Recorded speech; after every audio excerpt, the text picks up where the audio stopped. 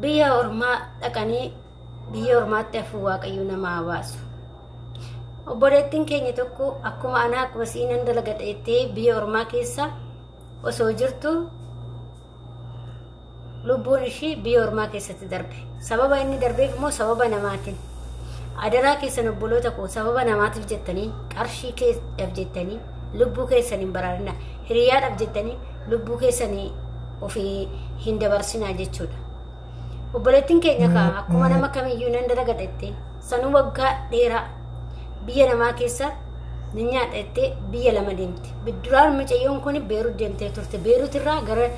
Dubaay dhufte. Dubaay dhufteetis hedduu takka siqaayii hedduu agartee yeroo baay'ee viidiyoota ishee keessa galee gaafa ilaalu hedduu bochi mucayyoon kun. Waan baay'ee seenaa garaa nama nyaatu. Osoo mucayyoon kun kan hojjettetti dafqitee osoo kan itti dadhabde kan hin nyaatin sababa namaatiin sababa hiriyaatiin lubbuun ishii darbe jechuudha. Ashamaa akkam jirtu hordoftoota koo nageenyi waaqayyo isin haa baay'atu bakka jirtanitti lafa jirtanitti anis obboleettiin keessa nagaa guutuun qaba isin jecha egaa warroonni immoo chaanaala kiyya faarawaa taatan sabskraayibii gochuudhaan maamila keenya taa'ee warri ta'aa jirtanis galatoomaa ulfaadhaa isin jedha. Egaa akkuma isin jalqaba duraa isinitti miti obboleettiin keenya tokko waan baay'ee garaa nama nyaatu seenaa baay'ee garaa nama nyaatu mucayyoo kana dhugaa dubbachuuf duuti ishii dhugaas natti hin fakkaatu. Yaa maal goota ree gaafa immoo kaadduuti jedhanii yaa namni waan sun dhugaalee sitti fakkaachuu viidiyoo talaalte hinuma jirti sitti fakkaata malee wanna duute sitti hin fakkaatu dhugaa rabbii jechuudha. Mucayyoon kun akkuma kiyya akkuma keeti nan dalagadha jettee biyya ormaa keessaa waggaa dheeraa turte mucayyoon kun. Dadhabbii ishee waggaa dheeraa kana galtee osoo itti boqattee osoo itti arrafattee osoo itti kan dafqite kan osii itti ifatamte kushiina namaa keessatti daa'ima namaatiin kan ifatamte kana osoo guyyaa tokko galtee ittiin gammadini lubbuun ishee biyya ormaa keessatti darbe jechuudha. Mucayyoon kun sababa ishiin duutee fi ijoolleen hiriyoonni ishee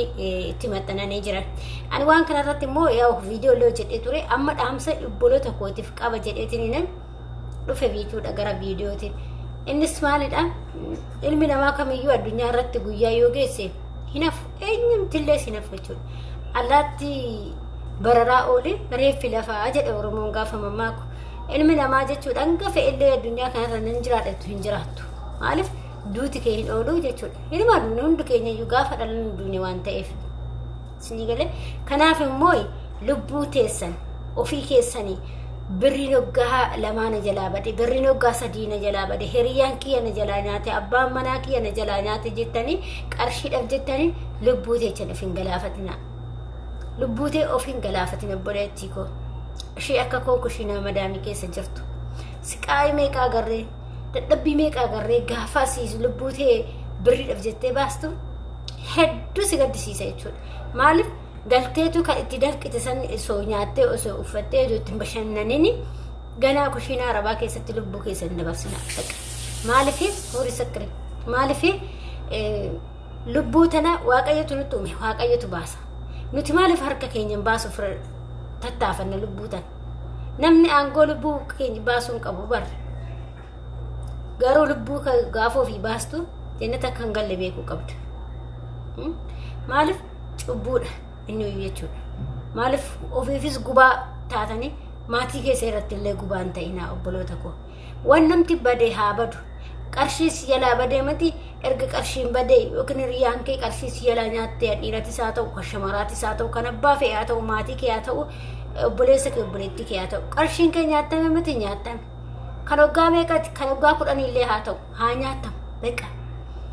Kan darbe san dhiisi kan isa kee duubaa san dhiisiti kan isa afafoo itti deemtu sani sirreeffachaa deemu sammuu kee firii godhiiti sammuu kee waan san of keessaa qulqulleessii baasiti. Horii wasakkiri mooyaa wannaa san kan darbe san of keessaa sammuu keessaa balleessiti kan afafoo itti deemtu san maal gochuun qabaa birrii kee maal godhachuun qabaa birrii kee harkatti qabachuun qabaa silaa kana harkaa babbadaa jira silaa na jalaa nyaachaa jiru jettanii birrii keessa harkatti guduunfachuu qabdan. Bakka ani yeroo baay'ee wanta akkanaa kanarratti ijoolleen na hordoftanii ilaaltanii viidiyoo baay'ee keessatti hojjedheetan jira. Yeroo birrii keessan qarshii keessan jechuudha gaafa maatiin keessanii maatiin keessan sin jalaa balleessu yookiin immoo hiriyaan keessan yookiin immoo obboleettii obboleessi keessan kan sin jalaa balleessu ta'e galaalalladha waggaa lamaan yoo si waggaa lama yookiis waggaa afur mee ogguma afur sin jedha ogguma afuritti yoo jijjiirama wayii lafa wayii hin bitanne ta'e waggaa afurtti ta'e lafa wayii hin bitanne ta'e wan asii achin jedhi qaddadhi deemiti gali qaddadhi deemiti galiti yoo wanni kee hin jirre ta'e buukii maqaa keetiin baafadhuuti as deebi'iti hojjeta isaaba malee ebelu lafa naabiti obboleessa koo lafa naabiti abbaa koo lafa naabiti obboleettii koo lafa naabiti hiriyaa koo kootu lafa naabiti maaltu jechuu si arge obboleettii koo ati sammuu tana qabaannan gaafa galte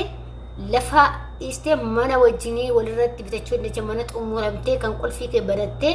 itti ol seentu qarshiin kee jiraannanii jechuudha feetu kan mukaan ijaarrame feetu kan bulookettidhaan ijaarrame akka ati barbaaddetti sadarkaa ati barbaaddeen magaalaa hunduma keessa iyyuu guutee jira bakki hin jirre hin jiru magaalaa xiqqaa ta'e guddaa ta'e bakka ati barbaadde hundattuu mannoonni gurguraa guutamee jira obboleewwan koo kanarratti yeroo baay'ee isinitti himaa jiraan maali hanga tokko foormeeshinii biyyaanan qaba jechuudha maaliif obboleewwan koorraa foormeeshinii fudhadhaa hiriyaa kiyyarraas foormeeshinii na fudhadhaa manoota anis waan mana hojjechaa jiruuf sababa sanii nan gaggaafadha jechuudha si jammar lafallee waan akkasitti illee nan gaggaafadha jechuudha sinii galee maaliif nan gaafadhaa jechuudha kanaaf haqile sibintoo hangam akka ta'e sibintoon hagam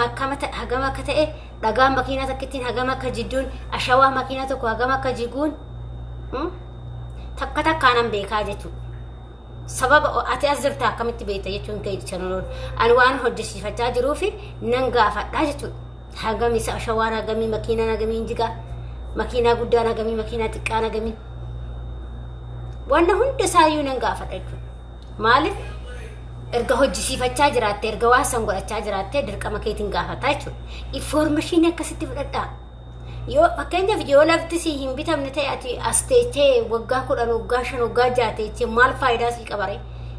inde birrii kee yoo saasi balleessanii ati maa umrii kee biyya ormaatti gum nuti kan urmii keenya biyya ormaatti gubaa jirruu fi gaafa gallee kan qabnu kanatti itti gammannaa jenneeti malee jaalanneeti miti namni kushiina arabaa keessa ta'u sinii galee kanaaf adaraa keessanii galaatii laalladhaa waggaa 4 waggaa 3 bakka kana fixadhaati galaalalladha isinii maatiin keessa nama gaarii ta'e isinii bitaa jaaran taatan nama takkaa namarraa dhagayuu dandeessaa bar dhugaa rabbi jechuudha osuma atu maatiin keessi gochuu baataniis namoota sitti ma yoo maatiin kee godhatis ollaa keetti sitti ma maashaallah akkana si gochaa jiru siin jedhan sii galee kanaaf ofii keessanii galtanii ilaalachuu qabdan dirqama keessan kun dhugaa rabbii ofii keetti galtee ilaalachuun dirqama keetti ani dhugaa dubbachuudhaaf waan tokko gaafa bitamu horii rashuufi barakaan billaale horii rafidla kartijitti gaafa lafti naa bitamu lafa san iddoo ani jedhisatti malee aan ta'u lafti tokko iddoo amma xaradhetti iddoo kanaatti iddoo kanaatti nama naabitu san ittiin godha namni warra naabitu san ittiin godha warra kaan godha qaala iddoo san ittiin naabitanii akkasitti gaafadha maaliif maafanan biyya ormaatti gubadha reeyoo isaan naaf hin goone ta'e